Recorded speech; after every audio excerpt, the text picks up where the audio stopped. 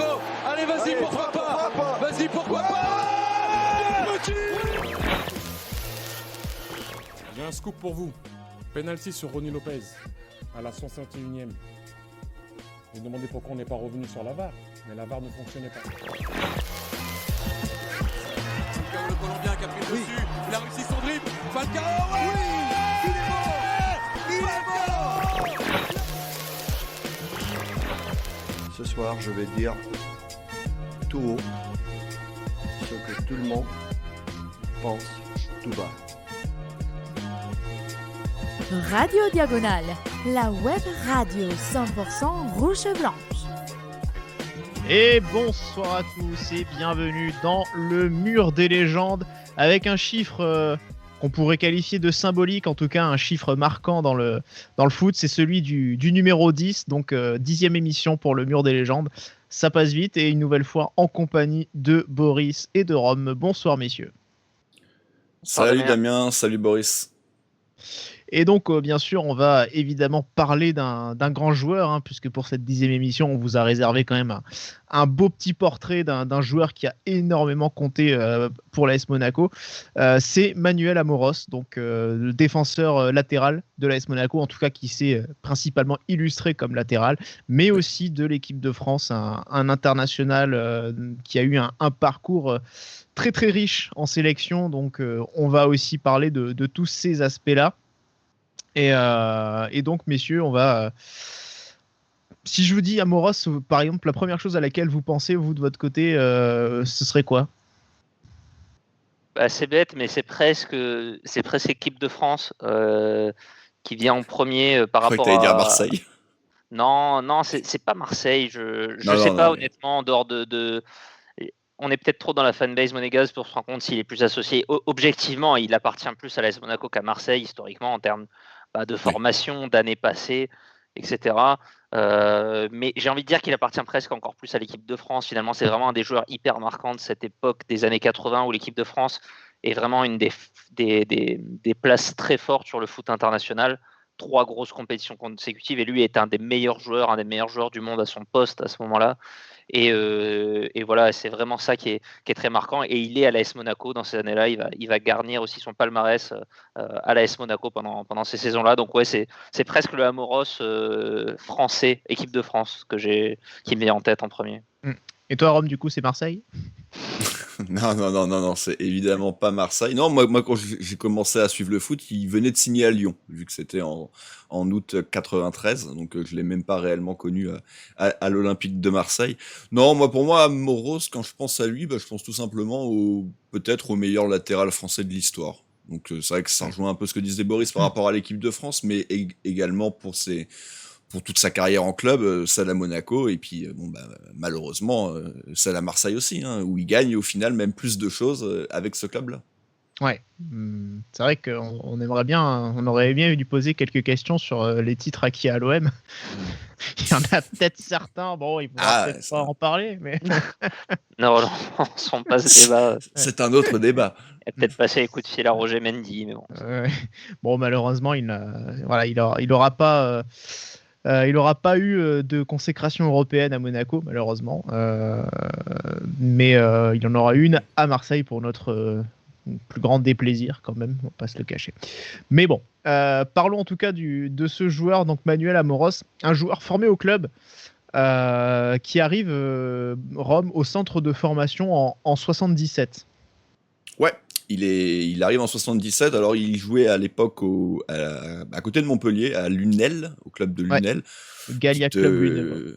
Petite ville qui est était des djihadistes aujourd'hui, mais c'est ce que j'allais dire, qui a malheureusement été connu dans l'actualité récente, pas pour les bonnes raisons, mais à la base il est nîmois et donc il était jeune joueur là-bas, donc il avait 15 ans du coup vu qu'il est né en 62 si je ne dis pas de bêtises. Et donc Amoros va être repéré par à l'époque Moreau qui était l'ancien entraîneur du club, qui visiblement à l'époque du coup travaillait plus ou moins pour le centre de formation de l'AS Monaco, mais il n'était pas forcément venu pour Amoros, hein, il était venu pour repérer 2 autres joueurs. Alors on n'a pas forcément trouvé le détail de qui il s'agissait, mais on lui aurait conseillé de rester un petit peu plus longtemps pour voir évoluer ce jeune gamin qui visiblement avait de grandes qualités, et tout s'est très vite accéléré derrière, et il s'est retrouvé à l'âge de 15 ans complètement dépaysé à Monaco.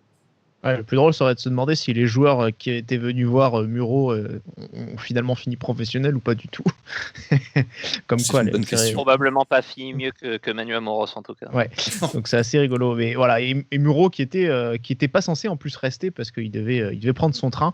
Et Ouais, c'est ça, les dirigeants de Lunel insistent énormément pour qu'il reste. Et c'est là que tout démarre pour Amoros, d'ailleurs, qui débute le football très tardivement. Boris, on parle aujourd'hui d'Amoros latéral gauche, même s'il a joué aussi après à Marseille latéral droit. En tout cas, c'est vraiment à ces postes-là qu'il est reconnu. Pourtant, comme beaucoup de latéraux, c'est pas du tout son poste de départ. Ouais, c'était un joueur ultra polyvalent en fait, comme on pourrait penser peut-être à un Kimmich d'aujourd'hui par exemple, des joueurs qui ont tellement de qualité physique, technique, mais aussi d'intelligence finalement pour interpréter les postes. Fabinho. Ou Fabinho par exemple, effectivement, Fabinho peut-être moins à l'aise, on va dire, sur le terrain, mais c'est vrai qu'Amoros qui pourra jouer parfois ailier dans sa carrière, parfois 6, 8 aussi. Voilà, c'est des joueurs c'est un poste finalement qui a beaucoup qui est assez complet, et Amoros n'est pas forcément spécialisé là-dedans au départ, c'est plus tard dans sa formation à l'ASM qui va être vraiment orienté sur ce poste parce qu'il a les qualités pour, mais c'est vrai qu'on aurait pu imaginer un joueur de ce talent-là faire une carrière honnête probablement à d'autres postes aussi, que ce soit milieu latéral, milieu axial. Voilà, c'est un joueur qui combine toutes les qualités un petit peu du footballeur moderne. Ouais, après il fait un stage de 8 jours à Monaco, après quoi il lui est proposé donc un contrat de stagiaire pour intégrer le centre de formation, un tout nouveau centre de formation du coup, où il va se retrouver avec les Bellone, Puel, Henri Stambouli aussi, et dirigé Rome par Gérard Banit, qui justement va beaucoup, qui était reconnu et réputé pour sa qualité de formateur justement, et son travail aussi pour transmettre le plus possible la polyvalence à ses joueurs. Ouais, bon, en tout cas, ce qui est certain, c'est que maintenant, avec le recul qu'on a sur tous les différents joueurs qui sont sortis du centre, il est vrai que cette classe, en tout cas, cette petite époque, je sais pas s'ils ont tous exactement le même âge, est-ce qu'ils sont pile rentrés au même moment, mais on peut considérer que c'est la même classe, avec les Bellone, etc., comme tu viens de le dire. C'est une des meilleures de l'histoire du club, c'est une des plus belles, donc forcément, une partie du mérite en revient à Banid, et donc cette époque au centre de formation Amoros, donc entre 77 et 80, pardon, c'est donc 3 saisons au centre, et c'est l'époque où Monaco donc remonte en Ligue 1 et est champion de France avec le Duc sur le banc. Ouais, effectivement, et Amoros va quand même attendre un tout petit peu avant de faire ses tout premiers débuts en première division et en équipe première. C'est à partir de 1980, Boris, et un match notamment face à Laval qui va lui permettre donc de faire ses premiers pas comme joueur professionnel. En tout cas, sur les terrains en tant que professionnel, pas encore avec un contrat dans la poche de professionnel, bien sûr, mais ses premières minutes de jeu, vraiment. Ouais, toujours avec Banid. Et Gérard Banid, qui effectivement était passé coach de l'équipe première. Ouais. Et qui ouvre les portes aussi aux jeunes qu'il a formés, justement. Ouais. Et c'est ça, exactement. Alors, Amoros ne participe pas du tout au titre de 80. Contrairement, je pense, à un Puel, il me semble qu'il y avait eu un petit peu de temps de jeu sur ce titre-là. 78, 80. 78. Ah oui, 80, c'est une Coupe de France, pardon. C'est la Coupe de France 80. Ouais. Et il ne l'a pas, oui.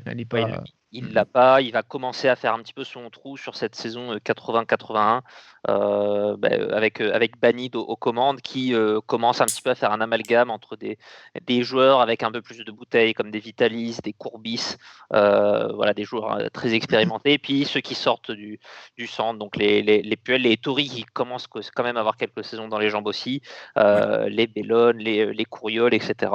Et Amoros qui va jouer, qui débute, comme tu le dis, contre Laval, qui va jouer au total 18 matchs de championnat cette saison, donc demi-saison à peu près. On pourrait dire 22 matchs au total, et voilà, qui commence gentiment du coup à se faire sa place et qui va, avant d'être vraiment propulsé titulaire indiscutable la saison suivante. Mais alors qu'il a, il a à peine 18 ans, mine de rien, c'est déjà très bien, 18 matchs en tout cas. Ce sont de très très bons débuts. Vous connaissez évidemment, vous avez des noms en tête, des gens qui ont gagné la Coupe de France en 80. Bien sûr, on avait Christian d'Alger. Avec Christian d'Alger. Voilà. Des Lyonis qu'on a fait il n'y a pas longtemps. Ouais. En tout cas, Albert Raymond. La saison. Roland Courbis. La saison. Il joue pas la finale, Roland Courbis. Hein. Ah bon, oui, donc il n'a pas gagné alors. Donc il n'a pas gagné. S'il joue pas la finale, il n'a pas gagné. Il y a toujours, non, mais c'est mon débat que j'aime bien. Ah. Ouais. En tout cas, la saison 81-82, Rome, c'est vraiment la saison, j'ai envie de dire, de plus. On pourrait presque déjà penser à une confirmation parce que Amoros montre déjà des belles choses sur sa première année, mais là, c'est vraiment l'éclosion pour le coup d'Amoros, mais avec une saison qui est déjà très très pleine. Bah, c'est l'éclosion, c'est même l'explosion, j'ai envie de dire. Vraiment, il devient titulaire indiscutable du poste. Là, pour le coup, il va jouer 30 rencontres. Il va également connaître ses premiers matchs européens. Alors, c'est très rapide, parce qu'en 80, on n'en dispute que 2. Donc, c'est assez bref. Un tour et puissant va pour Monaco, comme c'était souvent le refrain à l'époque. Voilà, et puis il va avoir également ses premières capes en équipe de France, qui seront les premières d'une très très longue série, vu qu'il va être pendant une petite dizaine d'années le recordman de sélection, avant qu'il soit battu par, je sais plus qui le bat en premier, si c'est Blanc. C'est Deschamps, je crois. Deschamps. Mais bon, voilà, les deux le battent à peu près en même temps, et c'est vrai que c'est ses premières capes, et c'est évidemment cette fameuse Coupe du Monde 82, où il a seulement 20 ans et où il est élu meilleur jeune du tournoi en plus. Ouais, il est vraiment révélation de l'année. Puis surtout, il y a ce titre de champion de France, mine de rien. Et puis le titre de champion de France. Faudrait voir à ne pas l'oublier. Mais c'est vrai qu'il y a ce titre de champion de France avec Gérard Banide, etc. Et comme tu dis, cette saison pleine, puisque sur toute la saison, il y a 37 matchs en tout, dont 30 en championnat, effectivement. Mais il y a ce premier titre du coup de champion de France alors qu'il est à peine âgé de 20 ans et il se voit annoncé par Banide justement qu'il est sélectionné, qu'il est retenu par Michel Hidalgo pour l'équipe de France. Alors avant d'être pris pour la Coupe du Monde, il y a effectivement des stages et des préparations, notamment contre l'Italie, un match alors que la France n'avait plus battu l'Italie depuis plusieurs décennies, je ne sais plus exactement combien de temps, mais ils battent l'Italie. Voilà, c'est vrai qu'il y a des moments forts, on va dire, pour l'équipe de France et Amoros y est associé. Et comme tu dis, voilà, il y a cette Coupe du Monde en 82 en Espagne qui ne sont pas en plus anodines, Boris, puisque Amoros était d'origine espagnole. Ouais, c'est vrai que c'est pour lui un petit peu un retour aux sources dans une équipe où en plus il y a pas mal de monégasques, puisqu'il y a aussi il y a Jean-Luc Ettori, il y a Bruno Bellone. J'ai un petit doute sur Courriol, je ne me rappelle plus s'il fait cette compétition-là, il me semble aussi. Du coup, forcément, le Monaco champion de France qui envoie un petit contingent. Alors, Ettori, un peu plus malheureux, on a déjà eu l'occasion d'en parler. C'est vraiment Amoros qui est un des joueurs révélation de cette compétition. Ouais. Ouais, effectivement. Et on sait tous, évidemment, on connaît tous la finalité de cette Coupe du Monde qui a traumatisé pas mal de personnes en France avec cette demi-finale face à l'Allemagne. Qui a traumatisé la mâchoire de Patrick Battiston. Ouais, effectivement. Et aussi, et là, c'était aussi marquant, mine de rien, c'est que ce jeune joueur de 20 ans, à quelques minutes de la fin du match, il tire sur la transversale. Une grosse frappe qui finit sur la barre transversale et malheureusement c'est un what if si voilà, c'est un what if. Après on mène 3 en prolongation et on arrive quand même à pas gagner, donc bon. C'est sûr. Ça c'est peut-être pas joué à ce moment-là, quoi.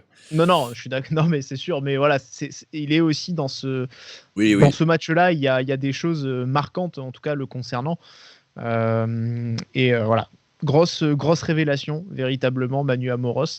Ce qui fait dire d'ailleurs à Roland Courbis, un jour, vous savez, le meilleur attaquant de Monaco, C'est qui Odell, Attelé? Eh non, bande de pipes, c'est Amoros. Voilà. C'est cadeau. Merci pour ce moment. Voilà, c'est donc un plaisir. En tout cas, on est impatient de faire le mur des légendes Roland Courbis. Et je pense que si tu promets de faire toute l'émission avec l'accent, je m'engage à faire un mur des légendes Roland Courbis. Ça va être un peu compliqué quand même. Mais bon, voilà. En tout cas, voilà, les qualités d'Amoros, d'attaquant d'une part, mais aussi de défenseur qui explose au grand jour. La saison suivante, par contre, Rome, elle est beaucoup plus compliquée avec notamment des joueurs comme Ettori ou même Amoros qui ont un petit coup de mou, qui se remettent un peu difficilement, mine de rien, de cette Coupe du Monde. Lui, d'un point de vue individuel, elle est pas forcément catastrophique. En tout cas, il n'y a pas de blessure, il joue des matchs, il est toujours bon. Mais c'est vrai que il y a un peu le double effet. Il y a déjà se remettre d'un titre de champion de France. C'est quand même rarement facile. D'ailleurs, Monaco, on n'a jamais fait de doublé. Hein. Quasiment toutes les grandes équipes l'ont fait, hein, sauf nous. Et en plus, il y avait, pour ceux qui étaient en équipe de France, cette compétition, cette demi-finale très dure, perdue face à l'Allemagne. Le match est également perdu derrière, hein, pour la 3e place, si je dis pas de bêtises, parce que c'est en 86 qu'on est 3e. Donc en 82, je crois qu'on perd. Donc compliqué forcément de se remettre de tout ça. Et également, c'était la fin d'une époque pour certains joueurs monégasques. Hein. Je crois qu'en 82, les Courbis, justement, les Vitalis, etc., c'est la fin. Et puis surtout... Non, Barberis, il est encore là en 83, si je dis pas de bêtises. Enfin, j'ai peut-être... ou c'était 4... Parce qu'il fait 2 ans, Barberis. Disons que c'est un peu la fin de la génération, quand même. Quoi. Et c'est quand même une fin, voilà, d'une certaine époque. Et par contre, c'est l'avènement des jeunes de 82, mais qui maintenant vont devoir prendre le pouvoir... Barberis, effectivement, encore là l'année d'après, en 82. Et surtout, un autre changement d'envergure, c'est aussi le remplacement de Banit par Lucien Muller. Alors, qui était un entraîneur très réputé, évidemment, Barça, etc. Mais c'était aussi un changement important, mine de rien, parce que il y a une autre philosophie de jeu qui est apportée avec Müller, différente de celle de Banit, qui était, on disait, en avance, notamment dans le travail de préparation, où il jouait beaucoup avec le ballon, qui était vraiment à essayer d'affiner les bases techniques. Là, Müller prône d'autres choses, et effectivement, toute cette caste monégasque qui a grandi avec Banit, qui s'est formé avec Banit, doit aussi un petit peu réapprendre certaines choses. Et de fait, effectivement, cette saison 82-83 est moins bonne avec une 6e place. Par contre, l'année d'après est nettement meilleure. Boris, elle est nettement meilleure, et en plus, elle se concrétise par la suite avec une récompense, enfin un trophée en équipe de France pour le coup. Ouais, alors c'est vrai que cette saison 84, elle est un peu amère à la fin, puisque on va faire le doublé des perdants, on va dire, avec une seconde place en championnat au goal average. Le doublé Poulidor, on l'appelle aussi. Et le doublé Leverkusen, qui avait mis aussi une belle option en plus, avec une finale de Ligue des Champions perdue, hein, quand même. Eux, c'est même le triplé. Le triplé loser. Nous, on va perdre ce championnat contre Bordeaux, qui est un peu le mastodonte, hein, des années 80, un petit peu entre Saint-Etienne et plus tard l'OM. Bordeaux qui va gagner beaucoup de titres à cette époque-là et qui nous bat au goal average. Et on va perdre en plus la finale de Coupe de France, pour le coup face à un plus petit adversaire qui est le FC Metz, où à l'époque il doit y avoir notamment Luxonor, hein, je pense encore dans cette équipe-là, et où on va perdre aussi cette finale. Et du coup, une saison quand même pleine collectivement, avec une 2e place, une finale de Coupe de France, donc des parcours assez importants, mais pas de trophée au bout.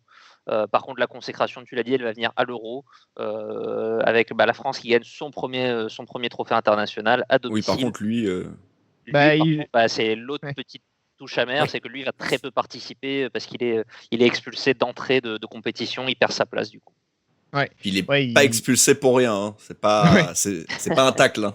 C'était Zidane avant l'heure. Il met un coup de boule au Danois Olsen, il perd ses nerfs au premier match, et le voilà suspendu pour 3 rencontres, je crois, ou 4. Et donc du coup, il se retrouve sur le flanc, et finalement Hidalgo est obligé de faire un choix, à savoir est-ce qu'il met Amoros, qui est véritablement dans tous les cas le titulaire du poste parce que voilà, c'est le meilleur à son poste, ou est-ce qu'il met celui qui l'a suppléé pendant ses rencontres où il était suspendu et qui a aussi très bien fait le travail. Voilà, Hidalgo a aussi... Qui était Jean-François Domergue, hein, si je dis pas. Jean-François Domergue, ouais. Hidalgo a eu une certaine idée de la justice en alignant Domergue, en lui renouvelant sa confiance. C'est vrai qu'il y avait une part de mérite aussi là-dedans. Mais il y a un épisode un peu particulier, Rome, qui permet quand même à Amoros d'être champion de France, champion d'Europe 84, puisqu'il joue la finale quand même. Il joue la finale. Alors juste par contre pour bien préciser aux auditeurs, c'est vrai qu'à l'époque c'était quand même c'est une autre époque. Hein. L'Euro, il y avait 8 équipes, donc il est suspendu 3 matchs. Du coup, ça lui fait rater toute la compétition, enfin les 2 derniers matchs de poule et la demi-finale. Et du coup, il était possiblement là pour la finale. Et oui, en effet, il va rentrer en toute fin de rencontre parce que alors c'est qui? C'est Batiston qui simule. Oui, c'est ça. Ouais. Ou Bossis, non, je sais plus si c'est Batiston. C'est Batiston, ouais. Ok. Donc, qui 2 ans après simulera beaucoup moins. C'est Batiston donc, qui va simuler. Oui, 2 ans avant. Pardon, oui, putain. Oui, il n'y avait pas grand-chose sur la sortie de Schumacher. Oui, c'est vrai. je me suis mélangé. Enfin bon, voilà, il va. En tout cas, c'est ce qu'il dit lui. Il va simuler une gêne pour pouvoir permettre à Manu Amoros de rentrer et donc de participer un petit peu à cette finale parce que en effet il le méritait pour l'ensemble de son œuvre en équipe de France pendant ces 3 saisons. Ouais, effectivement. Et puis voilà, ça démontrait aussi un état d'esprit très très positif et très collégial dans cette équipe de France justement, sans doute un peu à l'image de son sélectionneur de l'époque. Donc voilà, Amoros du coup est champion d'Europe en 84. Mais la suite ne s'arrête pas là, hein. La progression continue et il y a un deuxième trophée l'année suivante, Boris, pour Amoros, une Coupe de France cette fois. Ouais, Monaco qui enchaîne, qui retourne en finale de Coupe de France, qui fait 3e en championnat aussi cette saison-là. Donc pareil, on enchaîne quand même une nouvelle bonne saison avec Lucien Muller. Et cette fois, la Coupe de France qui va être remportée face au Paris Saint-Germain. Donc, à une époque, on gagnait les finales face au Paris Saint-Germain. C'était une autre époque. Et du coup, Amoros qui gagne son 2e trophée pour l'AS Monaco. Ouais, un match qu'il trouvait mauvais. Enfin, en tout cas, il disait que ce match était beaucoup trop, un peu trop rugueux, beaucoup de coups et pas forcément un très bon football à voir. Donc voilà, un match plutôt déplaisant, mais au final l'essentiel c'était de ramener la coupe à la maison. C'est aussi la saison 84-85 où Amoros va connaître le nouveau stade Louis II quand même, avec une victoire contre Lens et qui du coup débute une série de 27 matchs sans défaite, toutes compétitions confondues pour l'ASM, qui finit en fait cette saison, cette fin de saison justement très très fort. Mais bon, voilà, pas de titre supplémentaire, en tout cas pas de titre de champion supplémentaire. Rome, c'est la saison suivante par contre, 85-86, qui pour le coup est très très délicate. Ouais, on peut même mettre celle d'après. Hein. Là, on va avoir 2 saisons un petit peu moins bonnes, un petit peu dans le creux pour Monaco. Il va y avoir un changement d'entraîneur parce que c'était encore Muller, mais Kovac va faire la saison 86-87 sans grande réussite non plus, un poil mieux que la 85-86. Mais oui, c'est une petite période de creux dans cette décennie 80 globalement excellente du club. Mais après, bon, ça reste quand même une 9e et une 5e place, hein, donc on n'est pas non plus dans du catastrophisme total. Ouais, et mais cette saison qui, paradoxalement, pour lui, est très très bonne d'un point de vue individuel, avec cette Coupe du Monde en 86 avec l'équipe de France, Boris.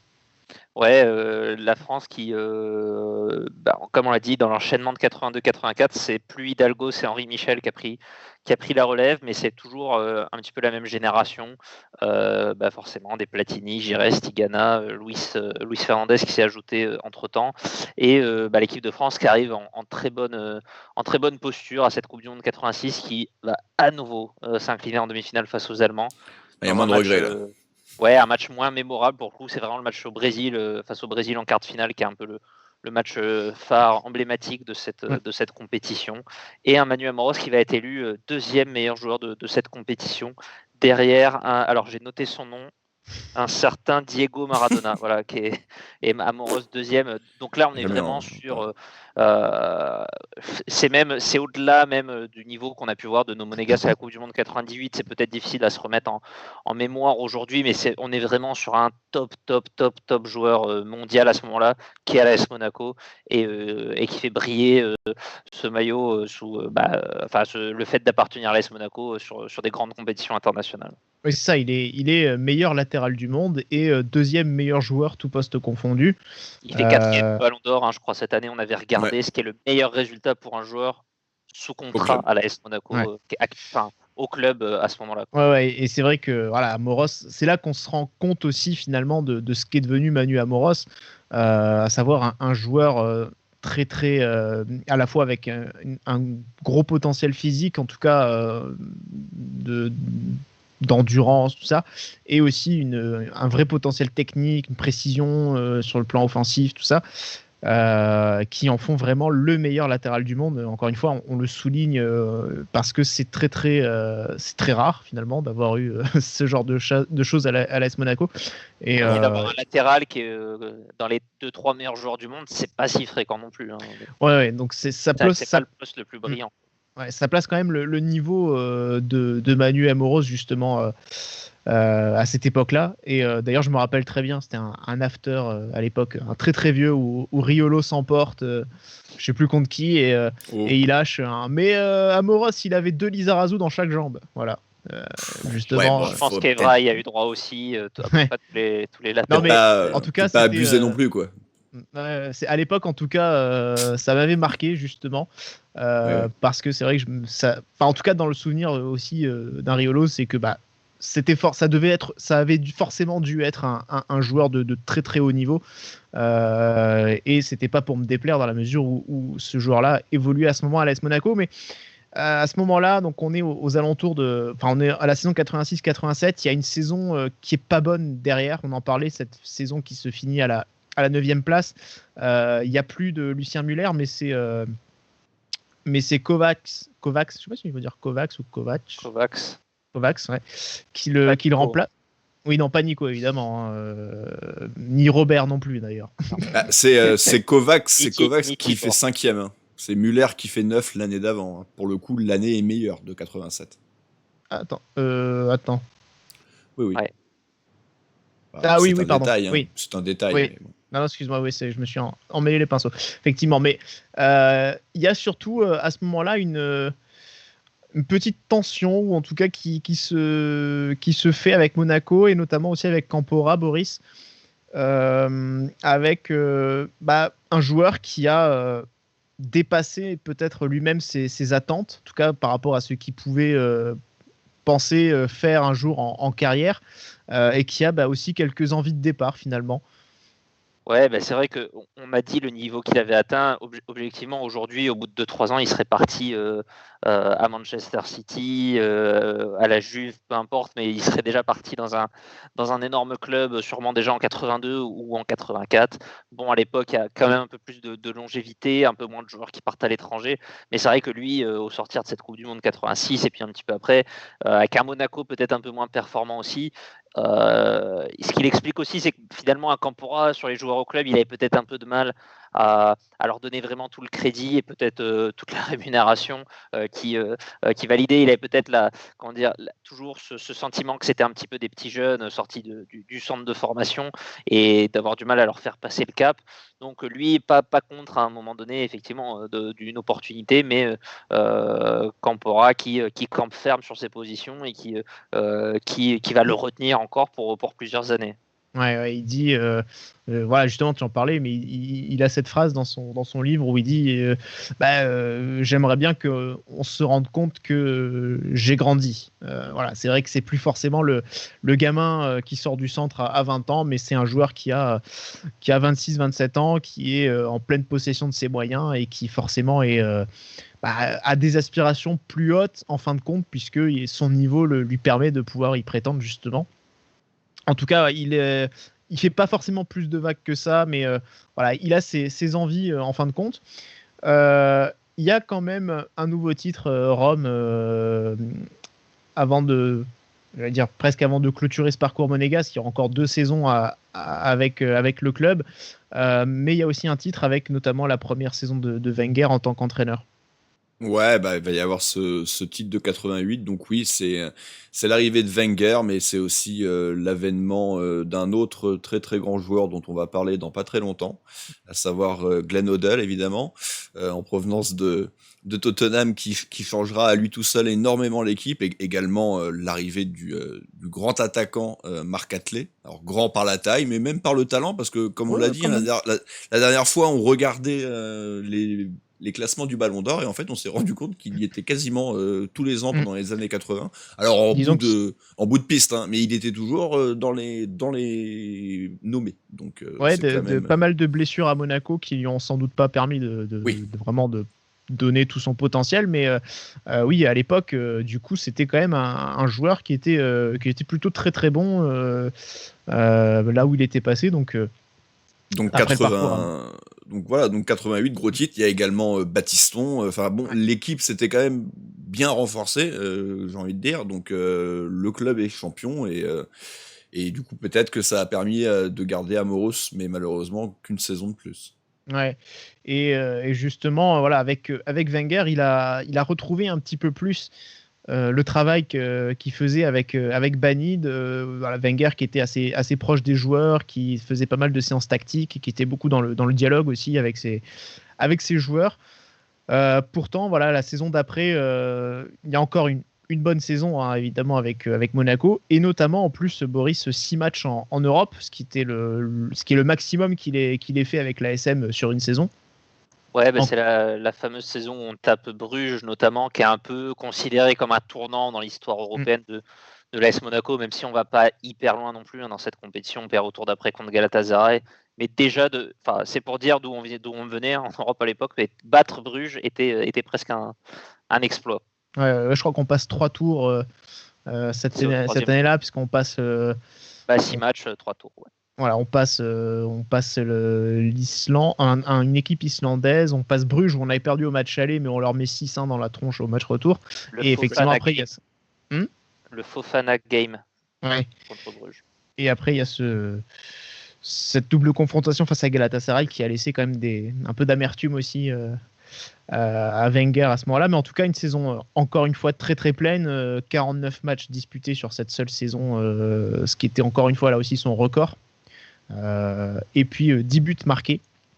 Joueur Rome d'ailleurs qui tirait énormément de pénalty.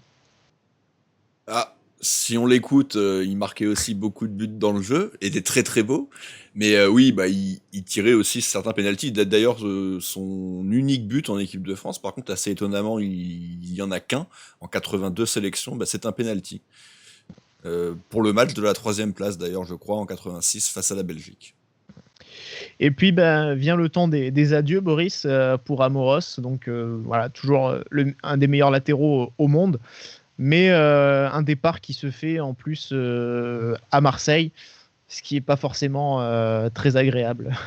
Ouais, ça permet de faire le lien aussi avec son dernier match, hein, si je dis pas de bêtises, qui va être cette finale de Coupe de France 89, perdue face à l'OM, justement, où il est encore à Monaco. Il met un penalty d'ailleurs, hein, pour faire le lien avec ce qu'on venait de dire. Un des matchs mythiques, hein, de la Coupe de France et peut-être même du foot français, une finale 4-3, vraiment qu'on vous encourage à voir. Deux futurs Marseillais qui marquent, puisque Marcel Digne marque un doublé et Amoros marque aussi donc ce penalty. Triplé de Jean-Pierre Papin. Effectivement, alors il faut, pour recontextualiser, c'est l'OM qui gagne son premier titre de l'ère Tapie à l'époque. C'est pas encore le mastodonte, mais c'est en bonne voie de le devenir. Tapie est venu à Marseille, il n'est pas venu pour trier les radis, comme dirait l'autre. Il essaye de prendre ce qu'il y a de meilleur et notamment il va prendre Amoros.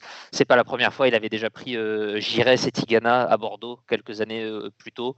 Il prendra Angloma au PSG plus tard. Il a déjà cette idée l'idée de prendre un petit peu les meilleurs joueurs des clubs français.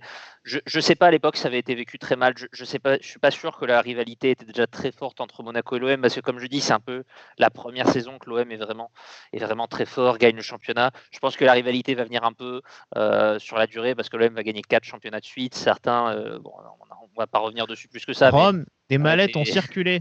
Voilà, des mallettes ont circulé. Alors, la finale de 89, on en prend 4. Il n'y avait pas encore Roger Mendy. Hein. Donc, imagine. Non, voilà. Je ne sais pas si les inimitiés honnêtement étaient déjà très fortes à cette époque-là. À mon avis, c'est plus 92, 93.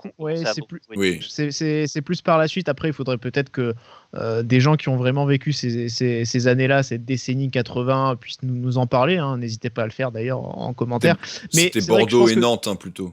Oui, puis ça vient beaucoup plus tard, vraiment avec cette décennie 90 où là il y a beaucoup de tensions. Enfin, je me rappelle des matchs à Louis II à la fin des années 90 quand j'y allais, et je me souviens c'était vraiment très très très tendu, que ce soit sur le terrain ou en tribune. Enfin, c'était c'était un peu asphyxiant. Mais c'est vrai que on est je pense des années 60, 70 et même 80, on est vraiment dans un même bassin, ce bassin un peu méditerranéen avec Marseille, avec Toulon, aussi avec Cannes qui est là. C'est vrai qu'il y a un peu... C'est volontaire de pas citer Nice. Hein ? C'est volontaire de pas citer Nice. Nice à l'époque c'était rien quoi, c'était plus rien. Non mais enfin il y avait beaucoup d'échanges, il y avait beaucoup de joueurs qui étaient récupérés à Marseille justement, ou en tout cas dans la région marseillaise, beaucoup de joueurs qui venaient de là. Amoros avait grandi à Nîmes, un garçon comme Ettori par exemple, bon bien que Corse était né à Marseille, enfin voilà, il y avait beaucoup Biancheri. Voilà, finalement c'était moins choquant à l'époque parce que finalement on était peut-être plus dans des échelles aussi un peu plus régionales qu'aujourd'hui. Ces échelles sont beaucoup plus grandes au final. Il n'y avait jamais eu de rivalité vraiment sportive. Les équipes avaient eu leurs bonnes époques, pas au même moment en fait. Marseille et Monaco finalement. Je suis pas sûr qu'il y avait eu de bataille pour des titres avant ces années, fin des années 80, début des années 90. Non, enfin, pas tant que ça. Les premiers titres, c'est plutôt avec le Racing ou le Paris FC. Donc non, voilà, c'est vrai qu'il y a beaucoup moins de... C'est pas encore vraiment la grande rivalité à cette époque-là, mais bon, c'est vrai que par la suite, l'histoire va un petit peu s'envenimer. Amoros va continuer en tout cas d'avoir de jolis trophées, compléter son palmarès avec Marseille. Et puis ce départ finalement, Rome qui se fait très tranquillement, sans véritablement... sans qu'il y ait de problème particulier, mais simplement Campora qui cette fois s'est décidé à le vendre, et il se met d'accord avec Bernard Tapie. Oui. Après, quand tu écoutes Amoros, tu as aussi un peu la sensation qu'il est limite foutu dehors. Alors peut-être qu'il s'arrange un petit peu l'histoire à sa sauce, hein, évidemment, mais en tout cas, il part à l'OM. Wenger insiste pas pour le garder. En tout cas, Wenger a également cette envie de changer un petit peu certains cadres, de renouveler certains cadres. Peut-être que Amoros pouvait être un peu gênant en tant que taulier, ou en tout cas peut-être qu'il prenait trop de place dans le vestiaire à un moment donné. C'est une possibilité. Maintenant, il y avait d'autres tauliers qui, eux, ne sont pas partis, mais bon, ils étaient peut-être un petit peu moins talentueux aussi, donc il y avait peut-être moins preneurs. Je veux pas en mettre une couche sur Ettori, hein, c'est pas du tout mon genre. Mais voilà, donc il part à l'OM, et comme tu l'as dit, il va remporter tout simplement 3 championnats de France, une Ligue des Champions, plus une finale perdue. D'ailleurs, 93, il ne joue pas, 91, il ne joue pas. Il joue. Oui, il joue pas parce qu'en plus Tapie, puisque Tapie faisait l'équipe, hein, il le disait, il avait foutu, enfin il avait mis en tribune. C'est un bon entraîneur alors. Non, mais il avait dit non, tu joues pas. Il faisait le choix des arbitres aussi, je crois. Mais en tout cas, voilà. Les donc, salaires des arbitres. Et puis ce parcours aussi en équipe de France qui le porte à 82 sélections. Donc il bat le record de sélection qui était alors détenu par Maxime Bossis, qui était à 76 ou 77, je crois. Mais voilà, Amoros, donc, qui a vraiment marqué l'histoire de l'AS Monaco. Hidalgo qui disait d'Amoros justement que voilà, c'était un footballeur exceptionnel, potentiel physique et technique, et qui apportait énormément à l'équipe. Et un garçon comme Luc Sonor aussi, qui l'a rejoint à Monaco, disait Amoros, c'était un phénomène. Il dit on a le même âge, mais quand je suis arrivé sur le rocher, c'était mon idole. Je passais mon temps à le regarder. Oui, c'est bien d'avoir une idole comme Amoros quand même. Donc voilà, un joueur qui a vraiment marqué l'AS Monaco. Et donc on voit ces statistiques qui sont assez impressionnantes quand même. 9 saisons disputées, 349 matchs en tout, parce que oui, il y a un challenge des champions.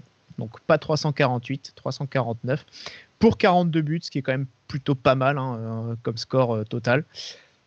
Là encore, c'est des stats à la Dugarry, ça. C'est pas faux. Là encore, Rome, là le petit regret peut-être éventuellement, c'est ce faible nombre de matchs en Coupe d'Europe, malgré autant d'années, autant de saisons. Bah, on l'a dit, on l'avait très rapidement dit pour Onis, parce que Onis c'était vraiment la graine, mais les vrais débuts de Monaco en Europe, il en fait partie, mais c'est des débuts très courts, et c'est aussi pour ça certainement qu'il part à l'OM. Le projet marseillais et le projet de Tapi, il est essentiellement en vue de gagner la Ligue des Champions. Donc je pense que c'est clairement ça qui l'intéresse. Il a failli avoir raison en gagnant en 91, mais au final à Monaco, il aurait peut-être pu gagner en 92. Et au bout du bout, ça se fera en 93. Alors pour rappeler aussi que cette décennie 90 est de très très loin la plus grande époque du football français. Et 4 trophées. On avait quasiment tous les ans une équipe en finale quand même. Dans les années 90, c'est quand même pas mal. C'est vrai. Ouais. Oui. Donc 4 trophées, parce qu'on compte le challenge des champions. Mais on aurait pu en mettre un 5e avec la fameuse... Non. Boris, la Coupe des Alpes. Remportée à 3 reprises par l'AS Monaco. Le trophée des locaux. Est-ce qu'on comptera le trophée Philippe Plein pour le mur des légendes Falcao? Est-ce que c'est prévu? Non, et la Emirates Cup, non, on l'a pas gagné l'Emirates Cup. Non. Par contre, on pourra mettre la Sud Tyrol Cup pour, pour Calonne, chez Vanton. Pour Flavio Roma, tiens, je crois. Il doit l'avoir gagné celle-là. Ça lui fera un trophée. Je suis pas là ce jour-là. Le mur des légendes Calonne. Mais voilà. Ou après celui de Vieri, il faudra me dire quoi. Mais c'est vrai, on n'a pas ajouté cette Coupe des Alpes, mais quand même, c'était pas tout à fait dégueu comme émission, comme format de compétition. Ce qui porte à 10 le nombre de trophées aussi des Tories si on compte ces 3 Coupes des Alpes. Quand même. Merde. Le forceur. Terrible. C'est important. Voilà. Oui. Allez, on passe au... C'est autre chose à la révélation. La réunion. On passe maintenant au vote avec donc un full go pour Manuel Amoros, 4 votes. Un petit peu surpris par contre, je sais pas qui a envie de s'exprimer sur ce résultat-là. 84,9% des auditeurs, enfin des sondés, ont estimé que Amoros méritait d'être sur le mur. On est loin, on est loin. On est relativement loin des 96-97% que sont allés truster des Julie, des Onis, même un Gallardo est arrivé à 92 ou 93%. Il est un peu plus loin quand même. Mon Dieu. Renseignez-vous.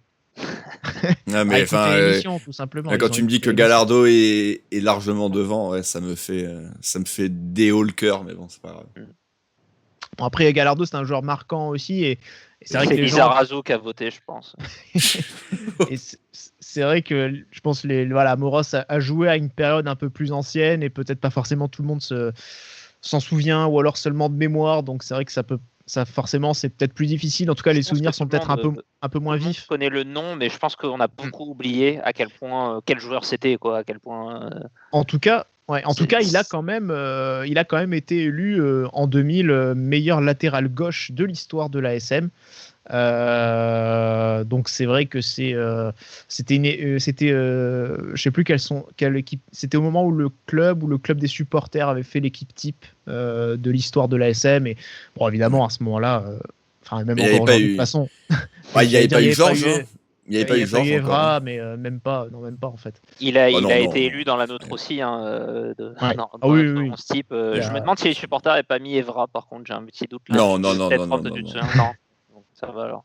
En tout cas, voilà, il a quand même marqué. En 2000, pas mal de gens s'en souvenaient. On regarde un petit peu ces critères. Là, on a un truc un peu exceptionnel, Rome, c'est qu'on a mis 5 étoiles sur le niveau. Il me semble que c'est la première fois qu'on fait ça. Et je pense qu'on va pas le refaire beaucoup. on va pas le refaire beaucoup parce que moi, c'est le critère où je suis un peu le plus sévère. Je le suis moins sur Palmarès, par exemple. Enfin, j'ai plus de gap. Oui, 5 étoiles parce que tout simplement, c'était le meilleur joueur du monde à son poste quand il était à l'AS Monaco. Il est 4e au Ballon d'Or au club et ça n'a jamais été fait. Celui qui s'en est approché le plus, c'est Mbappé, mais Mbappé, il était plus vraiment non plus au club. Donc, voilà. Et c'était une 7e place, si je dis pas de bêtises, en fin de 2017. Donc voilà. Que dire de plus? Évidemment que c'est 5 étoiles pour Manu Amoroso. Oui, j'en ai un autre que je mettrai à 5 étoiles. Et peut-être 2-3 autres, mais en tout cas, ils sont 2 clairs et nets, et les autres, il faut voir. Ouais, effectivement, je te rejoins là-dessus, en tout cas pour le deuxième auquel tu penses, et on aura une émission sur lui enfin. Dans 2 mois, à peu près. Dans 2 mois, à peu près, ouais. Voilà. En tout cas, voilà, c'est assez rare pour être souligné, justement. Au niveau de la longévité, il n'y a que Boris qui casse un peu les couilles. Enfin, il a préféré valoriser ceux qui ont vraiment fait toute leur carrière à Monaco, ce qui est tout à fait louable aussi. Mais c'est vrai que nous, à 350 matchs, en termes de longévité, il n'y a quand même pas trop de doute. Maintenant, c'est une question d'échelle aussi. Ouais, moi, c'est un petit peu en fait comme pour les 5 étoiles au niveau, je prévois 2-3 joueurs. Pour le 5 étoiles à la longévité, j'ai 3 joueurs aussi. En fait, c'est les trois qui ont fait toute leur carrière. Ettori, Puel et Petit. Donc, Amoroso c'est juste en dessous. Donc, Jean Petit, je précise pour les auditeurs qui sont un peu. Voilà. Même si Emmanuel Petit est assez haut, mais non quand même. Emmanuel Petit sera à 4 étoiles. Ouais. Il y en manque quand même un petit peu. Mais... Au niveau du palmarès, Rome, pareil. Bon, tu as mis 5, nous on a mis 4. Là aussi, c'est plus une question d'échelle quand on voit effectivement Ettori qui a 7 titres, 10 entre parenthèses. Mais il a aussi 18 saisons, donc après, à la limite, pour Ettori, il faudrait créer une 6e étoile, quoi, parce que oui, ok, mais un peu à part. Mais si tu mets Ettori, bon. Après, il y a ceux des années 60 qui ont 6 titres, avec les coupes Charles Drago, etc. Non, mais c'était un peu comme les coupes de la Ligue à l'époque. Il faut que t'arrêtes. Il faut que t'arrêtes. Le nom n'est pas crédible. Il a 2 championnats de France, il a une Coupe de France plus 2 finales perdues. Il a, on l'a dit, un titre qu'il n'a pas. La Coupe Charles Dragon. Il a un titre qu'il n'a pas parce qu'on le perd au goal average. Après, il faut préciser que s'il y avait eu la victoire à 3 points, on aurait été 2e à 1 point de Bordeaux. Donc, Roland Courbis. Oui, mais du coup, il y a moins de. Si on me dit qu'il n'y a pas la victoire à 2 points et la victoire à 3 points, c'est mais ça change à la fin. N'empêche que si tu refais le calcul et que tu te rends compte qu'avec la victoire à 3 points, tu aurais été devant, je pense que tu serais un peu plus énervé, tu vois. Bon, là, si à la victoire à 3 points, tu joues peut-être pas pareil aussi. Et c'est pas faux non plus. Donc oui, pour moi c'est un 5 étoiles, même s'il manque l'Europe. J'ai mis 4 étoiles à un Ludo Giuli qui a un championnat et une coupe de la Ligue. Il a 2 championnats et une coupe de France. Et une finale de Ligue des Champions. Une finale de Ligue des Champions. Mais c'est vrai que on est d'accord, mais là il y a 2 championnats, quoi. C'est vrai que là aujourd'hui, je vais peut-être aussi de mon côté un peu évoluer sur cette notation-là, à savoir que peut-être le palmarès sera jugé un peu plus sévèrement de mon côté si effectivement je mets 4 étoiles à Amoroso, alors que dans les faits il pourrait en avoir 5. Après là c'est pour chipoter parce que dans tous les cas il n'y a aucun débat sur sa présence dans le mur et sur le fait que il recueille une des meilleures notes globales. Pour toi Rome c'est la meilleure note, pour moi c'est égalité avec Ettori, du coup Boris c'est 17, je crois aussi c'est pareil, égalité avec Ettori il me semble, donc Ettori. Voilà, on est quand même avec Giuli aussi, voilà, donc on est quand même sur des très très hautes notes, et donc il n'y a aucun débat finalement. Sur la Legacy, j'ai failli mettre 3 parce que Marseille, etc. et que voilà, ça fait jamais plaisir, et qu'il y a quand même des envies de départ qui sont pas forcément toujours très très cool, surtout que ce dont on vous parle, c'est pas quelque chose qui est beaucoup sorti dans la presse, mais qui est sorti dans un livre livre donc que certains sur Twitter ont peut-être déjà pu voir. J'avais posté la photo et sorti en novembre 87 ce livre, donc écrit au cours de l'année, etc.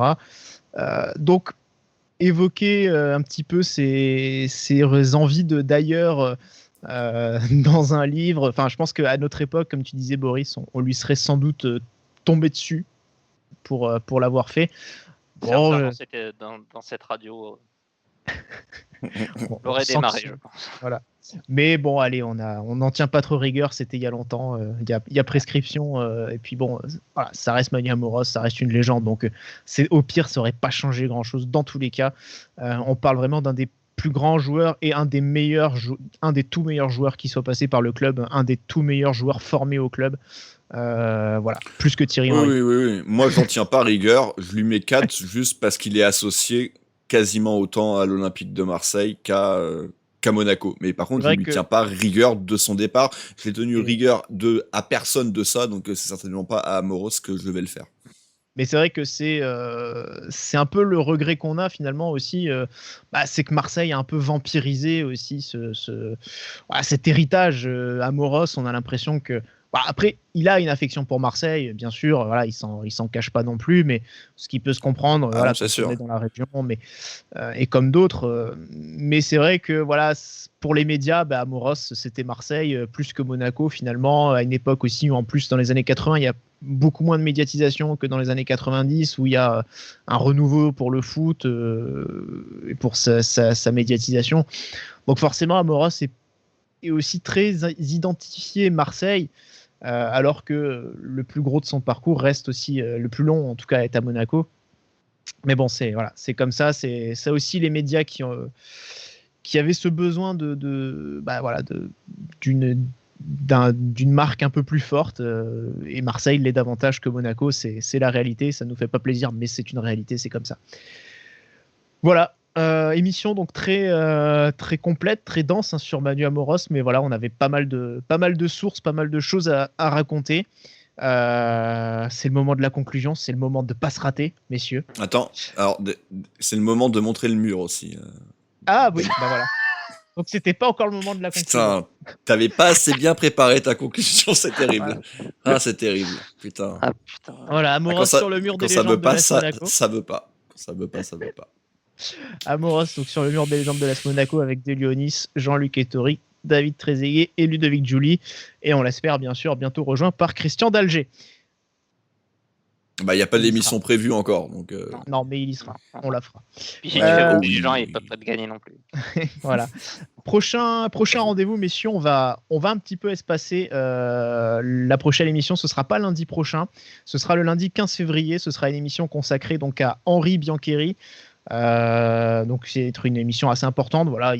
Là, on touche, on va avoir un diptyque Biancheri-Hidalgo, donc 2 joueurs à cheval entre la fin des années 50 et le début des années 60, beaucoup de titres, beaucoup de choses un petit peu à étudier pour nous, parce que mine de rien, voilà, c'est des périodes où c'est beaucoup plus difficile de trouver de la matière, donc ça demande aussi un petit peu plus de temps et on préfère faire ça bien pour vous proposer une émission qui soit un peu plus qualitative plutôt que de faire ça un peu à l'arrache juste pour tenir les délais. En revanche, pour la semaine prochaine, on vous réserve une petite surprise. Voilà, si je vous dis Manuel Amoros et si je vous dis ASM Foot, vous me répondez rien parce que vous savez pas, mais moi je le sais. Voilà, mais une petite surprise. Nous on sait aussi, hein. Mais... Oui, vous savez, mais je parlais aux auditeurs. Mais on n'était pas prêts ce lancement. Voilà, et t'attendais qu'ils te répondent, d'accord. En tout cas, petite surprise du coup lundi prochain à la place d'une émission Mur des légendes, vous aurez un petit bonbon à la place. Voilà. Donc du coup ensuite notre prochaine émission, ce sera dès mercredi, donc Monaco-Nice à 21h. En théorie sur Canal Plus Sport, en théorie, oui. Espérons que ça ne change pas d'ici là, que Maxime Sada n'ait pas changé d'avis sur ce qu'il compte faire avec le football français. Ouais. Et ce sera du coup l'occasion d'un nouveau débrief en live, normalement, a priori oui. Donc voilà, ce sera l'occasion de se retrouver très très rapidement. Voilà messieurs, merci de m'avoir accompagné sur cette émission. Je vous souhaite une belle soirée et portez-vous bien. Ciao ciao.